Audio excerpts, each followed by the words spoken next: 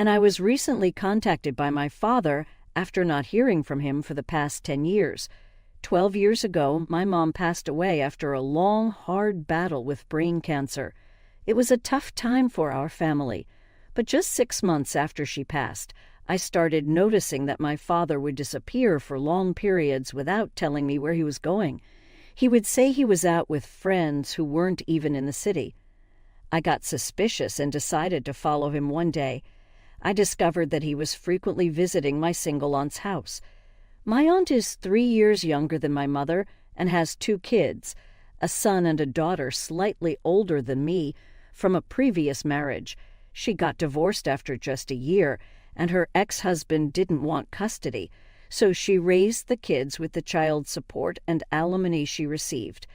Money was never a problem for her because her ex-husband was wealthy. My mother and aunt were very close, and my aunt supported my mom until her last breath. So it was shocking to see my dad visiting her. After a few days of following him, I finally mustered the courage to ring her doorbell and find out what was going on. When my aunt opened the door, I confronted them both. I asked why my father had been lying about where he was and why he was visiting my aunt so often. They finally told me they had been in a relationship for the last couple of years since my mother's diagnosis.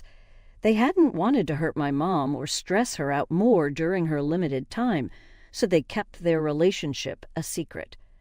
Now that my mom was gone, they felt they could be together openly.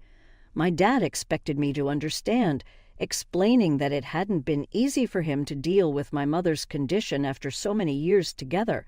He said he was already grieving when she was diagnosed and found solace in talking to my aunt, which gradually developed into a relationship. I was obviously pissed and left that day with no intention of ever interacting with my aunt again. They tried to stop me and talk to me, but I just left, telling them they disgusted me and that both of them had betrayed my mother in the worst possible way. I'm not proud of it, but I cursed at both of them before finally going back home. When my dad came home later that evening, he told me my behavior at my aunt's house was unacceptable and that he wasn't okay with me stalking him for the past few days. He expected me to apologize, but I refused. I told him he could continue playing happy family with my aunt because I was moving out and going back to college. I had taken a break from college to be with my father during this tough time, but when I realized he had already found someone, I was so disgusted I didn't want to stay. After I went back to college, my dad sent me an email saying he was selling the house I grew up in and moving in with my aunt. He hoped I would accept that he was trying to move on and be happy, but since I hadn't and hadn't reached out to apologize, he thought we shouldn't interact for a while. He said my aunt and cousins didn't want me to visit them, and he agreed with them, so I was banned from their house. It was unlikely we would see each other anytime soon. That email broke my heart, but it is what it is, and I didn't bother replying to him.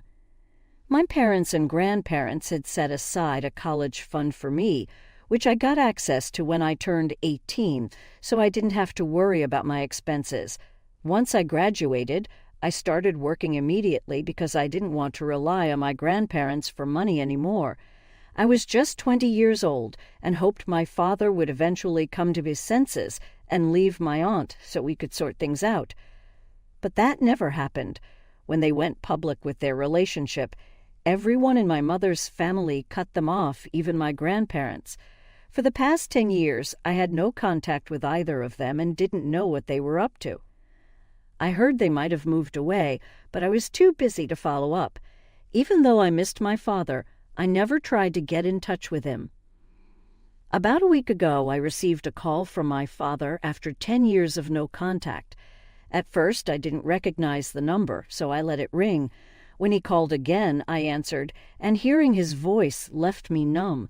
He told me it was very important to talk because he needed my help and had no one else to turn to. He was in a retirement home and had been there for 3 months because of my aunt and her kids who had taken things too far.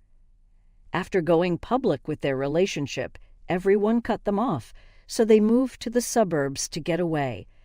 Things were fine for a while since her children were grown and only visited once or twice a month, But every time they visited, they took money from my dad and aunt to fund their lifestyle. After a few years, my dad told my aunt he couldn't support this behavior anymore.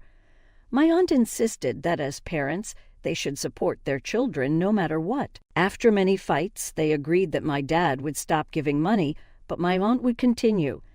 This went on for a few more years until a few months ago, when her kids demanded an exorbitant amount of money to start their own business. They didn't want to invest their own money, so they asked my aunt and my father to invest.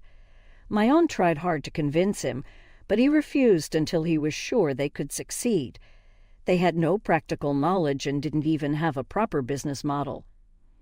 Their fights escalated, and eventually my aunt decided she didn't want to live with it anymore. Since they were never married and the house belonged to her, she kicked him out. For the past couple of months, he had been living in a retirement home. My cousins were treating him nicely to get money for their investment, but a few weeks ago, they gave him an ultimatum. He had 1 month to decide whether to help with the money, or they would stop paying for his stay, leaving him to find somewhere else to live. Everyone assumed he had a lot of money and was comfortable, but his company had struggled during the pandemic, and he wasn't as wealthy as they thought. There was no way he could come up with the money they were asking for, even if he wanted to. Now he was in a difficult position, losing on both sides, and he didn't know what to do. He called me for help because he thought I was doing well and might buy him something or let him stay with me for a few months. He needed time to figure out a way out of his mess. Even though he said he wouldn't invest in their business, he was sure my cousins would ask him to pay back the amount they had spent on his stay. It was a whole mess, and just hearing about it made me sick. I couldn't believe people could stoop so low.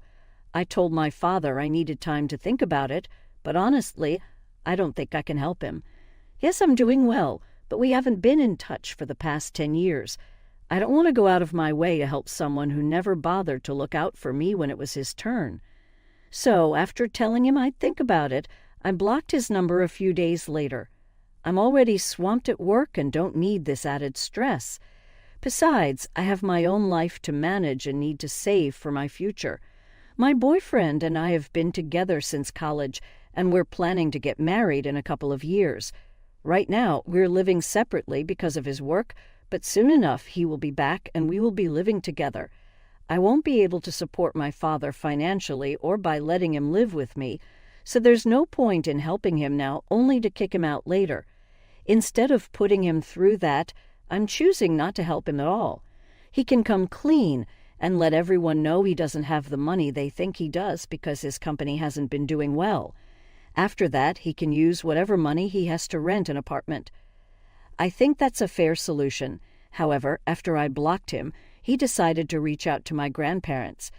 Now my grandparents suddenly think I should sort things out with my father before I get married. They believe I should give him a second chance by letting him live with me before he finds an apartment. I find their change in behavior very weird.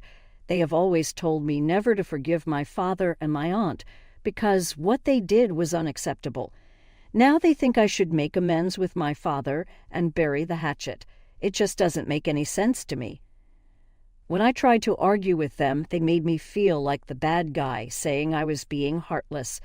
I'm really confused because if my grandparents approved of my decision, I wouldn't be worried about whether I'm doing the right thing. But now I'm not so sure. I've talked to my boyfriend and he isn't sure either. I don't know what to do, and since this is too personal to share with my friends, I'm here on Reddit to ask if I'm making the right decision. So, AITA for not wanting to help my father after 10 years of no contact. Update. After reading the comments, I decided to stick with my decision. I told my grandparents that I didn't want to help my father and that my decision was final. I'm an adult now, and I don't think I owe it to anyone to help them in their time of trouble, especially since my father never looked out for me. We weren't close when I was younger. He was mostly working, and even when he was home, he never tried to bond with me like a father should.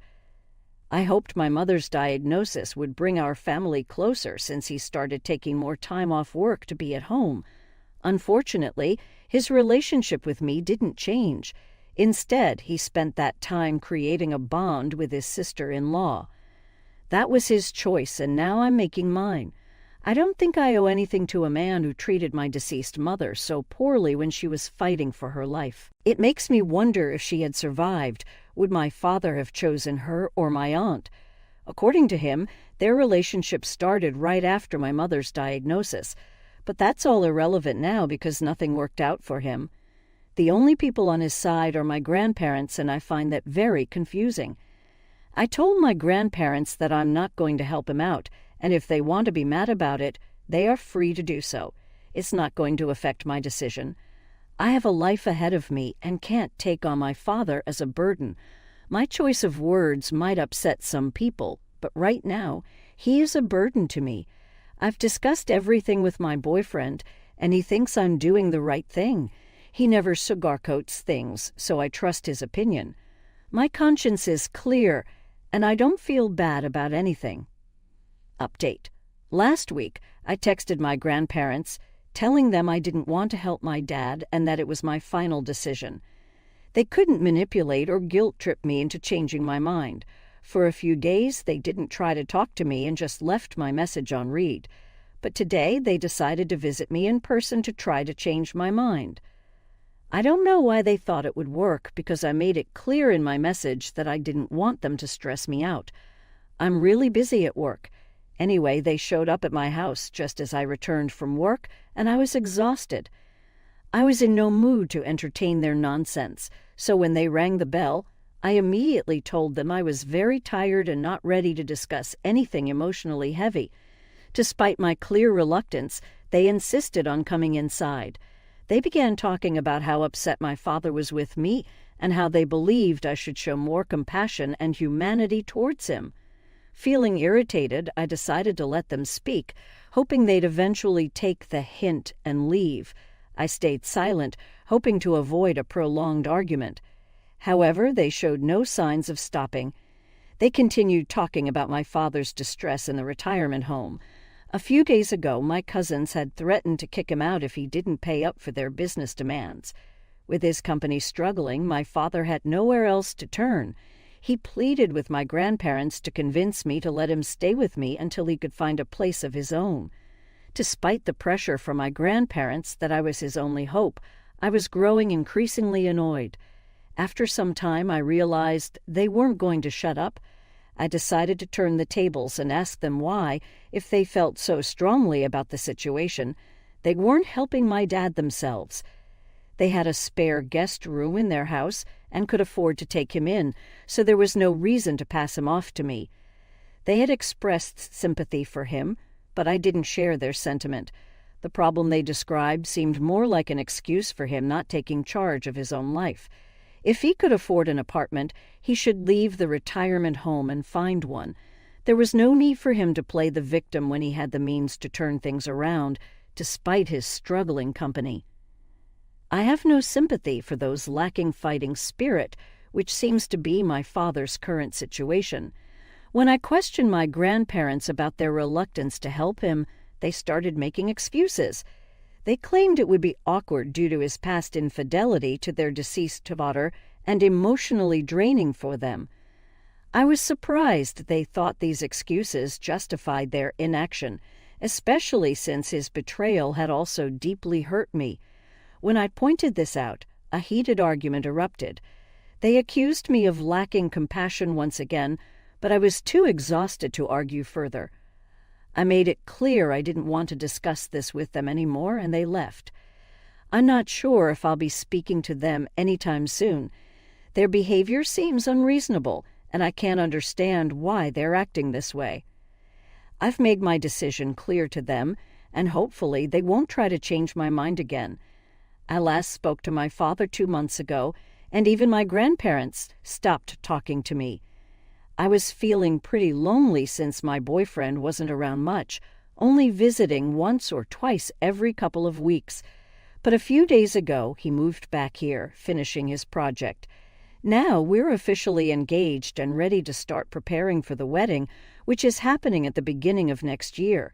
We have just 7 or 8 months to go. We announced our engagement on social media yesterday, with a picture of my ring and some photos of us hugging. My grandparents aren't on social media, but I'm sure someone told them about it.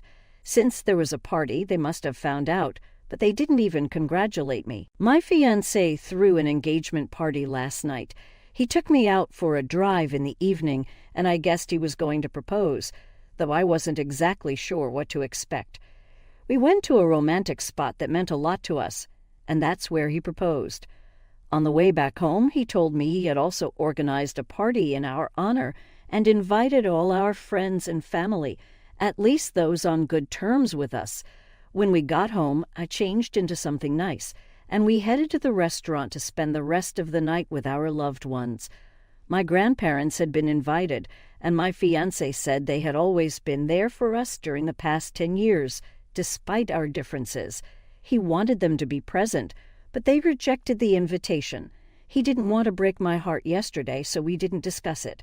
But this morning, when I talked about it and expressed my disappointment that my grandparents hadn't attended my engagement party or congratulated me afterward, he finally told me the truth. I had assumed he hadn't invited them given our strained relationship, but to learn they were invited and chose not to come was humiliating. I can't understand why they're suddenly so passionate about helping my father. It doesn't make sense. But I guess cutting me off is worth it to them. To each their own, I suppose. Update 4. Hey everyone, I'm getting married in a month, and the invitations have been sent out. My grandparents didn't receive one because a couple of weeks ago, I finally figured out why they were so keen on me helping my father. My dad and I hadn't been in touch since our last phone call when I decided not to help it and blocked him instead. He reached out a couple of weeks ago with an email explaining everything. It turns out my grandparents had known about my aunt's affair with my father from the beginning. As soon as they started dating, she confessed to them. They advised her not to tell my mom, who was battling cancer, to spare her the pain. They maintained a facade of disdain toward my aunt and dad over the past 10 years to avoid alienating me. This betrayal shattered my trust in them, and I'm relieved they're no longer in my life. They deserve each other. My father had manipulated my grandparents into pressuring me to help him. When their efforts failed, he decided to reveal the truth and sent me proof via email. It's shaken me deeply to realize I've been living a lie for the past decade. Coping with this isn't easy, but focusing on the upcoming wedding helps distract me. After that, my fiancé and I are looking forward to our honeymoon, which I hope will help me move on for good. I'm incredibly grateful to have such a supportive partner by my